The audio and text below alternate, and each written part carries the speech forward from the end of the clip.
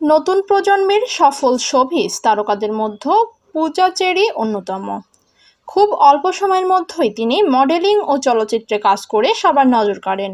পূজার অভিনীত বেশ কয়েকটি সিনেমা বেশ দর্শকপ্রিয়তা লাভ করেছে।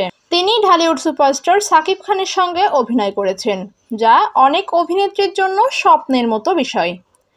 শুধু তাই নয়, অনবদ্য অভিনয়ের জন্য তিনি বেশ কিছু পুরস্কার ও সম্মাননা পেয়েছেন।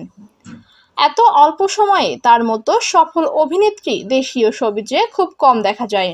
জীবনে সফল হতে হলে কতটা পথ পাড়ি দিতে হয় তা পূজা চেরি মর্মে মর্মে উপলব্ধি করতে পারেন, কারণ তার ক্যারিয়ারের এই পর্যায়ে আসতে তার অনেক বন্ধুর পথ পাড়ি দিতে হয়েছে।